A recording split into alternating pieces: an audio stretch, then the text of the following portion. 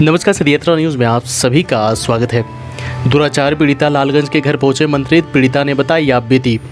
भले ही मुख्यमंत्री जी का बुलडोजर माफियाओं पर भारी पड़ रहा हो, फिर भी कुछ ऐसे दबंग लोग हैं जो अनुसूचित जाति अनुसूचित जनजाति की मर्यादा के खिलाफ निडर होकर संलिप्त पाए जा रहे हैं और निम्न वर्ग के लोग आरोपी के खिलाफ खुलकर बोलने में डरते रहते हैं।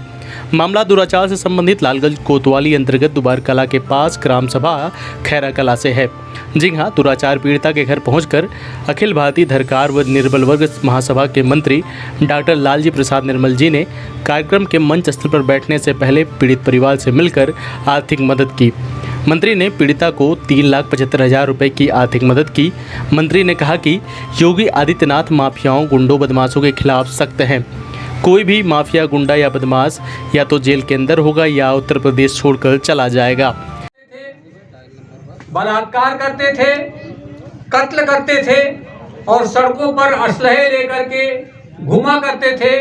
आज वे तो या तो जेल में हैं या तो उत्तर प्रदेश छोड़ चुके हैं। इसलिए एक दंगा मुक्त उत्तर प्रदेश, एक भय मुक्त उत्तर प्रदेश, बदमाश मुक्त उत्तर प्रदेश बन रहा है, जिसमें सबका सहयोग भी अपेक्षित है। आवश्यकता पड़ी तो मैं फिर आपके बीच में आऊंगा और जहां कहीं भी मेरी जरूरत हो, जहां भी कोई जुल्म ज्यादती हो, मैं विशेषकर से माननीय मुख्यमंत्री जी ने हमको इस विभाग की जिम्मेदारी दी है।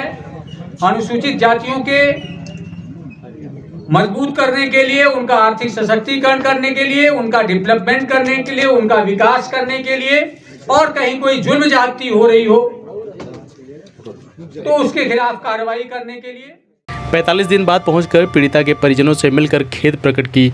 मिर्जापुर जनपद के लालगंज थाना अंतर्गत दुबार कला के खैरा कला ग्राम में बीते 8 मार्च 2022 को संगीता धाईकार पुत्री राम नारायण धाईकार उम्र 18 वर्ष के साथ गांव के ही एक युवक ने जबरन अनैतिक संबंध बनाया। घटना के समय मौके पर पहुंचे पीड़िता के पिता ने आरोपी को पकड़कर घर पर लाया। पुलिस के हवाले की बात कर रहे थे, तभी आरोपी के परिजन लाठी डंडे से पीड़िता के परिजनों को मारने पीटने लगे। मामला हाईलाइटेड होने के कारण SC/ST के प्रदेश मंत्री लालजी प्रसाद निर्मल पीड़िता के घर पहुंचकर अप्रिय घटना के प्रति खेद व्यक्त किया और भविष्य में जरूरत पड़ने पर फिर से मदद करने की बात कही। पीड़िता के पिता 4 भाई राम नारायण, श्रीनाथ, क्षेत्र पंचायत सदस्य राम सुभग, रामजीत और इनके परिवार के दर्जनों लोग घटना को लेकर डरे सहमे रहते हैं। शासन प्रशासन से न्याय की उम्मीद लगाए बैठे हैं। हालांकि इस मामले में आरोपी को गिरफ्तार किया जा चुका है, फिर भी अनुसूचित जनजाति धाईकार होने के कारण पीड़ित परिवार के लोग आरोपी पटेल परिवार के परिवार से हमेशा डर बना रहता है। पीड़िता और आरोपी दोनों एक ही गांव के निवासी हैं। कार्यक्रम में क्षेत्राधिकारी लालगंज उमाशंकर सिंह, थानाध्यक्ष लालगंज कोतवाल भी महफूज डटे रहे। क्षेत्र पंचायत सदस्य राम सुभग, घनश्याम धारिया, जय धारिया, अमरदीप, जय कुमार वर्मा, घनश्याम बेंकार सहित सैकड़ों लोग मौजूद रहे। सदियात्रा न्यूज़ से आशुतोष शर्मा की खास खबर। धन्यवाद। क्या मामला था, उसमें योगी सरकार ने कितने का सहयोग किया, इसके बारे में बता दें। देखिए, हम लोगों को ज्ञात हुआ था कि मार्च के महीने में थाना लालगंज के खैरा कला गांव में एक दलित महिला के साथ बलात्कार हुआ है।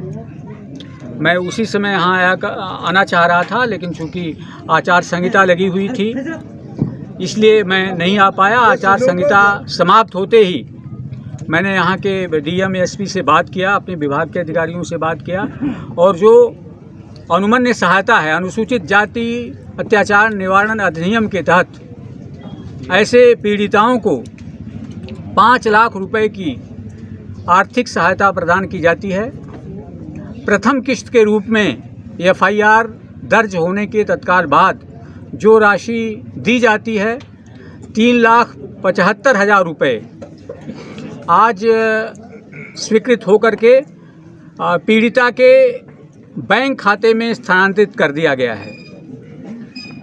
हमारी सरकार इस संबंध में पूरी तरह जहां भी इस प्रकार के किसी भी के साथ न केवल दलितों, गरीबों, वंचितों बल्कि किसी भी महिला के साथ बलात्कार होता है तो हमारे सरकार के लिए बहुत ही दुखद स्थिति बनती है, समाज के लिए शर्मनाक स्थिति बनती है।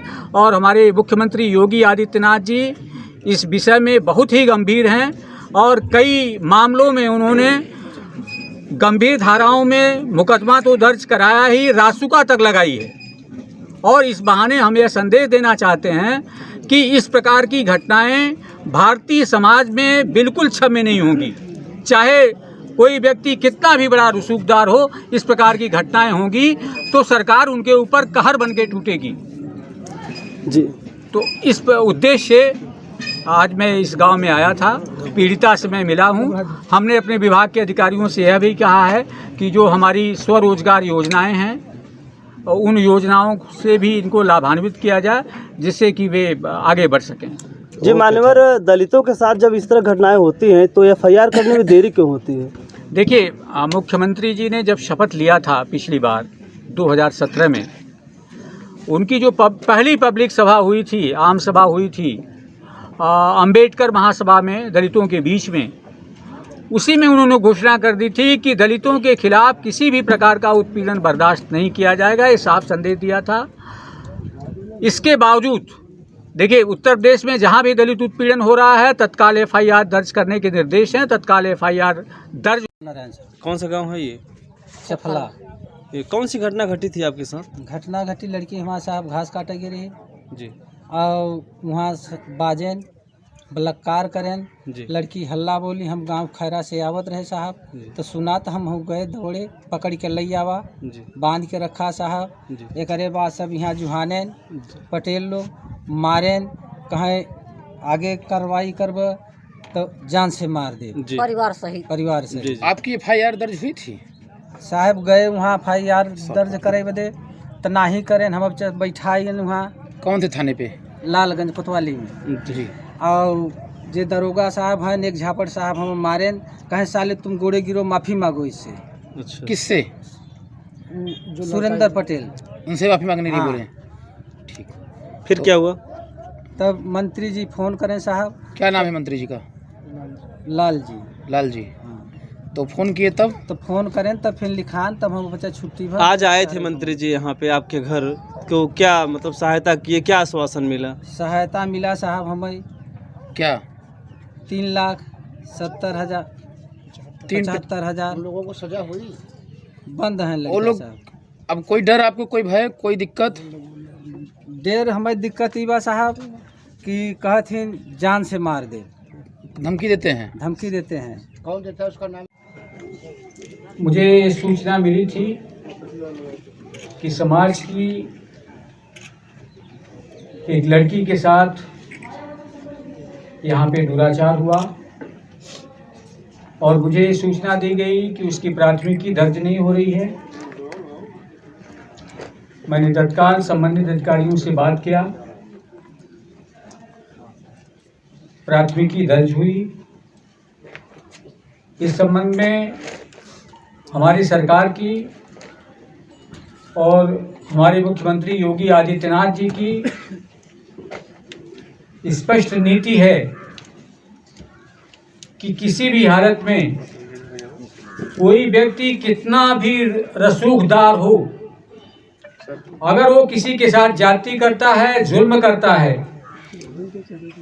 तो इसके खिलाफ ऐसी कठोर कार्रवाई की जाएगी कि उसकी आने वाली पीढ़ियां भी उसे याद रखेंगी।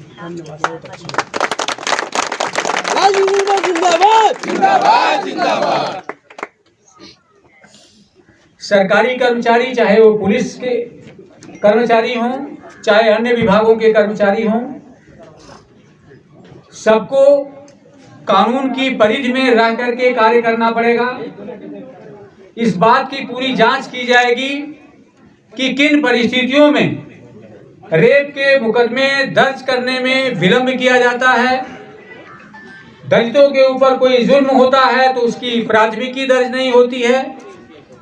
यह नितांत अनुचित है और अनुसूचित जाति की जो कानून है, जो एक्ट है, उसमें दिया हुआ है कि अगर कोई अधिकारी हीरा हवाली करता है, जानबूझकर तथ्यों की अनदेखी करता है, तो उसके खिलाफ भी कार्रवाई की जाएगी, उसके खिलाफ भी प्राथमिकी दर्ज होगी।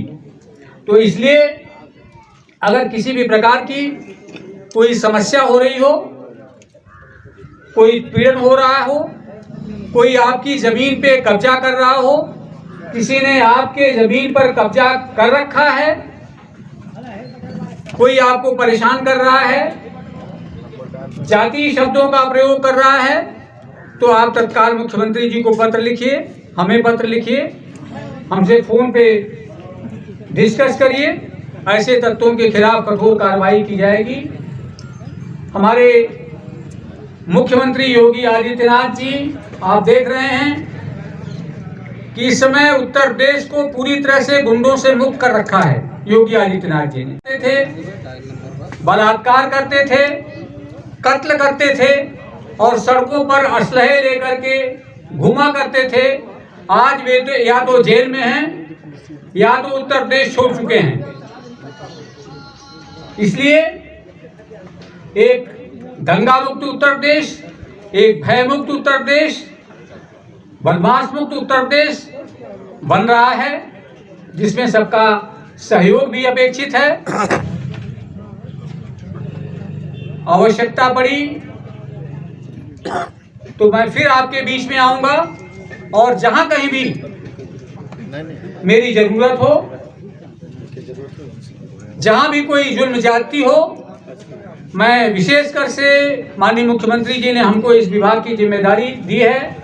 अनुसूचित जातियों के मजबूत करने के लिए, उनका आर्थिक सशक्तिकरण करने के लिए, उनका डेवलपमेंट करने के लिए, उनका विकास करने के लिए, और कहीं कोई जुल्म ज्यादती हो रही हो तो उसके खिलाफ कार्रवाई करने के लिए।